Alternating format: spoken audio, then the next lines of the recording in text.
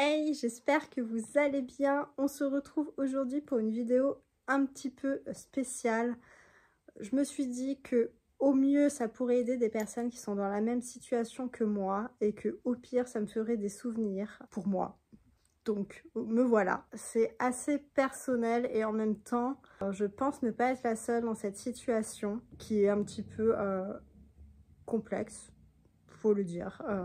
Il y a 1 an et demi, j'ai appris que j'avais la mutation d'un gène qui, du coup, multipliait mes chances d'avoir un cancer du sein et de l'ovaire. Je savais depuis plusieurs années que quelqu'un de ma famille avait la mutation de ce gène et que j'avais un risque de l'avoir.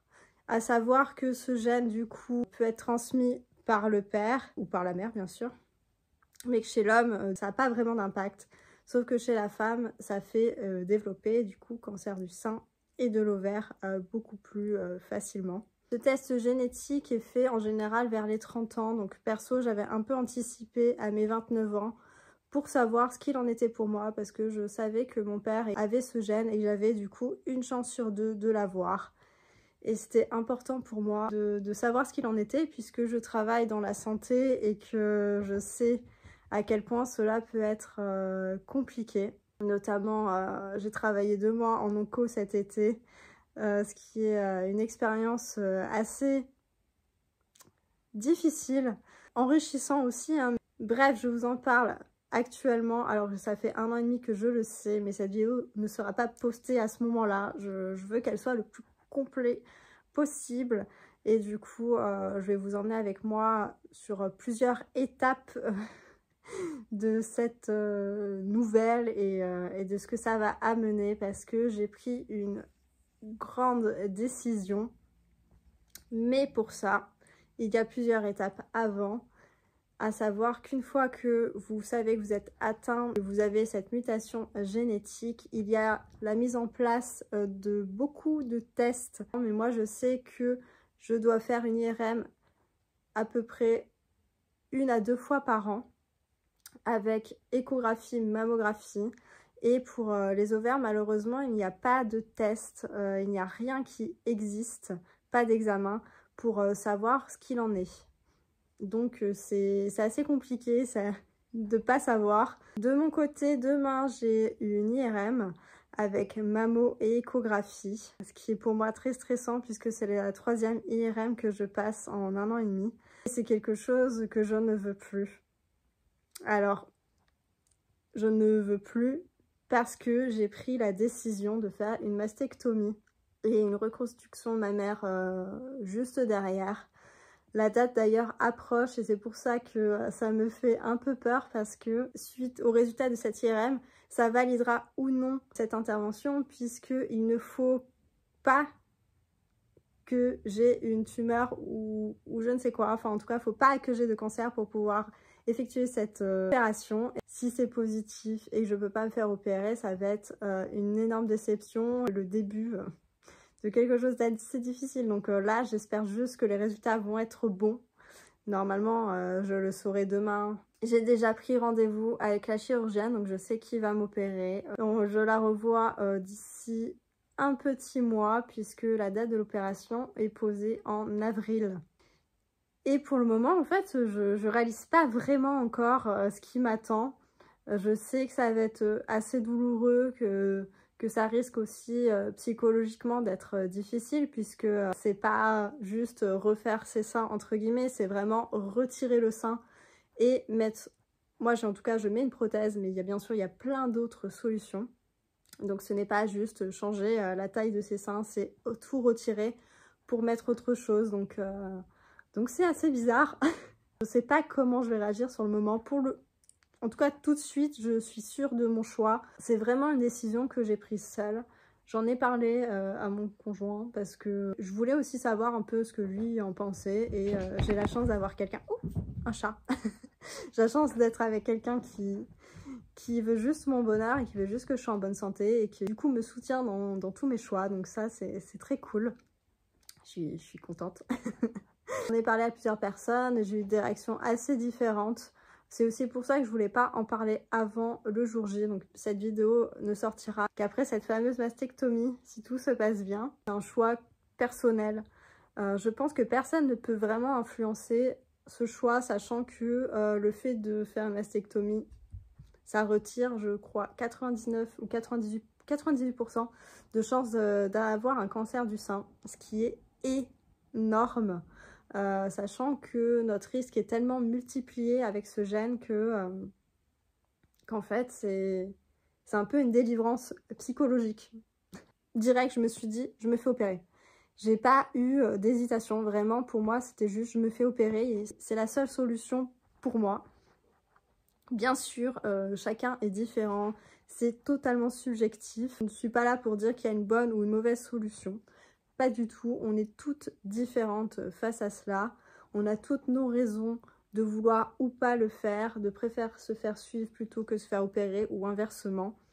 Donc voilà, ceci n'est que mon propre choix. Je vous emmène certainement demain un petit peu avec moi à l'Institut Bergonié à Bordeaux où je me fais suivre depuis 1 an et demi.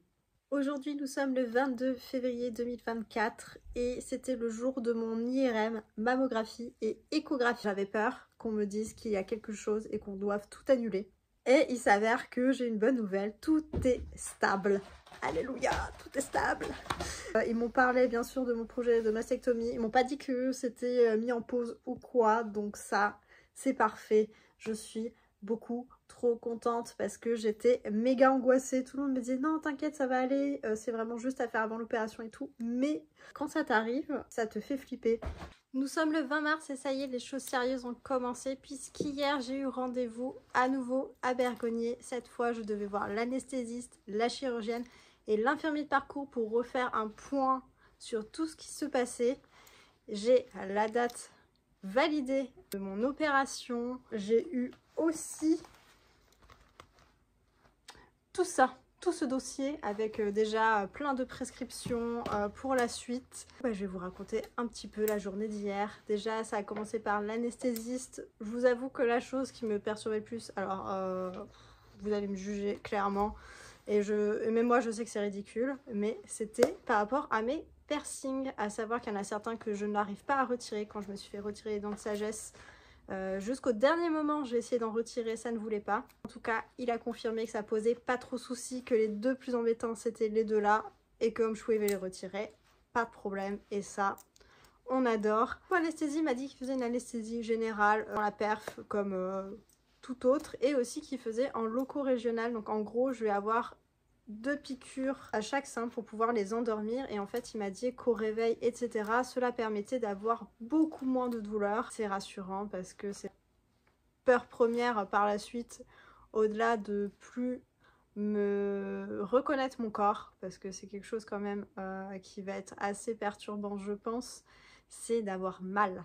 Parce que on se fait juste refaire les seins, apparemment c'est déjà très douloureux, et moi on me retire l'intérieur des seins, en fait on retire le maximum pour pouvoir après poser des prothèses, donc c'est d'autant plus douloureux. Après j'avais rendez-vous avec ma chirurgienne, alors j'avoue que moi j'en ai vu qu'une seule, ça a tout de suite matché avec elle, je sais pas, je lui ai vraiment donné toute ma confiance directement. On a refait le point, on va faire une cicatrice en oméga au-dessus en fait du mamelon des deux côtés. L'intervention apparemment dure à peu près 3 heures, et la question qui était la plus grosse pour ce rendez-vous c'était: est-ce que on tente de rentrer à domicile le lendemain avec bien sûr passage des infirmières libérales et tout ça. C'est une chose qu'ils proposent depuis peu à Bergonié, de pouvoir en fait rentrer dès le lendemain à la maison, sinon c'était à peu près 3, 4, 5 jours d'hospice. Il y a des complications post-chir, de toute façon je ne rentrerai pas chez moi, enfin bien sûr ils évaluent aussi au cas par cas, c'est pas parce qu'on a fait ce choix là maintenant que les choses vont changer. Bref, après rendez-vous avec l'infirmier de parcours, du coup mon amoureux a pu venir avec moi. Et la bonne nouvelle c'est que la nuit après mon opération il va pouvoir dormir dans la chambre d'hospice avec moi. Donc j'avoue être plutôt rassurée de ne pas me retrouver seule. C'est toujours cool d'avoir son amoureux avec soi. L'infirmier de parcours m'a dit qu'il y avait une brassière à porter après l'opération pour pas que les prothèses aillent dans tous les sens.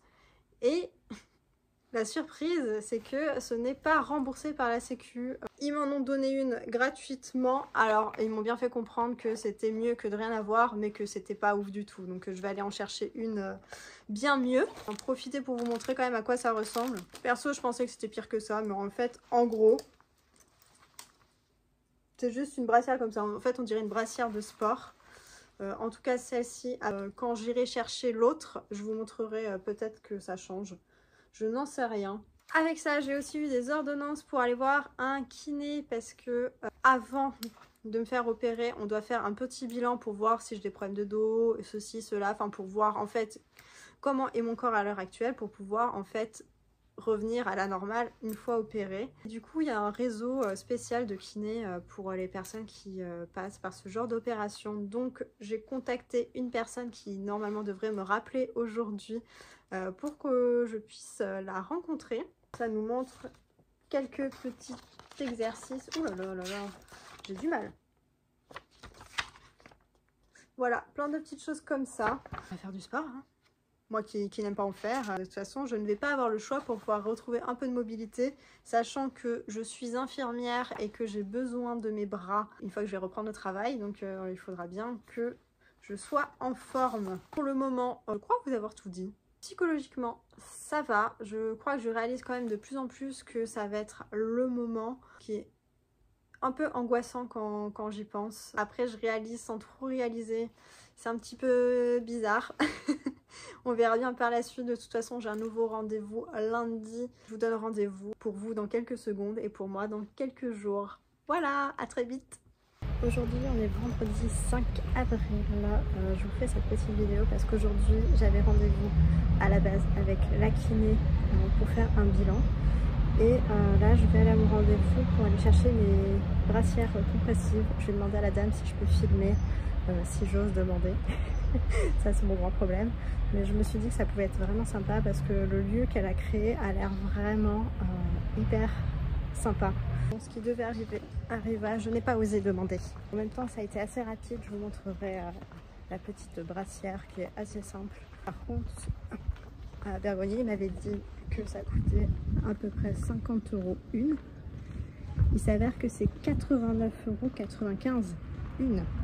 Donc la dame par contre est adorable, normalement ils t'en prescrivent 2. Enfin, ils les prescrivent et on fait ce qu'on veut. Et du coup elle m'a dit d'essayer déjà avec celle-ci et que par la suite, au vu du prix, je pourrais venir en chercher une si je veux ou non. Comme le but c'est d'apporter H24, normalement c'est bien d'en avoir 2. Sauf que celle de Bergonier elle est pas ouf. Elle m'a bien confirmé qu'elle avait eu la même chose à l'époque, que c'est pas foufou. En dépannage, oui. Mais voilà. Par contre, je vais vous donner son adresse si jamais ça vous intéresse. Si vous connaissez quelqu'un de votre famille ou si vous-même vous êtes dans une situation assez similaire. Elle a énormément de choses pour les personnes qui ont été opérées du sein. Et je trouve ça vraiment cool. Elle est adorable, en plus vraiment adorable. Ça a beau être angoissant finalement. Une fois qu'on discute avec elle, ça roule. Donc je vous la conseille à 1000% si jamais vous êtes de Bordeaux ou proche Bordeaux. En plus, je pense qu'elle a vraiment de très très bons conseils. Et ça, on aime. Oh là là, il y a un chien saucisse juste devant moi. J'adore les chiens saucisses. Et parce que la vie est belle, j'allais chercher un latte avoine en sortant du rendez-vous. Parce que il faut savoir se faire plaisir. Et moi, c'est les latte avoine qui me rendent heureuse. Et mon chéri, mes chats. Mais là, j'ai personne avec moi, donc ça sera le latte avoine. Et voilà, nous sommes le samedi 13 avril. Je ne sais pas si vous entendrez quand je parle parce qu'il y a un peu de vent. Nous sommes allés quelques jours à Malte, 4 jours exactement, avant mon hospitalisation pour me changer les idées, pour voyager parce qu'on adore ça, et regarder la vue du Airbnb. Incroyable, incroyable, vraiment magnifique. En tout cas, ça a fait du bien, ça a permis de changer un petit peu les idées, comme je le disais, de pouvoir voir un peu de soleil. Qu'est-ce qui fait beau? Apparemment, il fait 300 jours de soleil par an.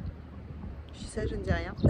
Et cet après-midi, on a notre vol pour Bordeaux parce que demain à 16h30, je suis attendue à l'hôpital, donc du coup, le temps de rentrer, etc. On avait pris la veille. Que dire de plus à part que c'est beau et que ça va manquer ça du... Bon oui. Bon, à Bordeaux c'est pas la même. Hein. Ça y est, on est le dimanche 14 avril et c'est le moment de faire la valise pour l'hôpital. Non Gustave, tu ne peux pas venir avec maman. Tu ne peux pas venir avec maman? Moi si. C'est pas possible mon cœur. Donc on va commencer par les petites brassières de compression que je vous avais pas montré d'ailleurs. Je viens de me rendre compte. Voilà, tout simple. Il y a juste à accrocher ici. Là, il y a des petits scratchs pour que ça soit adapté. Et voilà, ce seront des petites merveilles qui coûtent 90 balles. Normalement, je rentre mardi, mais au cas où, je prends quand même un petit livre de Mélissa Belvigne qui s'appelle London Calling. J'avais trop hâte de le recevoir. Il tombe à pic. Je suis dans ma chambre d'hôpital, comme vous pouvez le voir. Alors, je suis accompagnée de mon amoureux qui est dans le lit accompagnant juste à côté de moi. Pour le moment, ça va. Je suis pas trop stressée. Mais je crois que c'est parce que je ne réalise pas encore ce qui va se passer demain et que la nuit risque d'être assez courte. Bref, nous verrons bien. Je sais pas si j'aurai le temps de filmer demain matin avant qu'on embarque au bloc, mais apparemment on me réveille tôt, ce qui veut dire que j'aurai sûrement un moment pour vous parler. Et sinon ce sera après.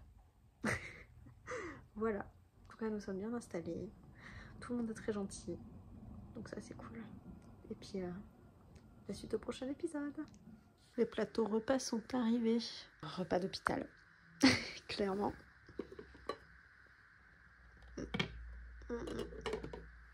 Qu'est-ce qu'il y a pour...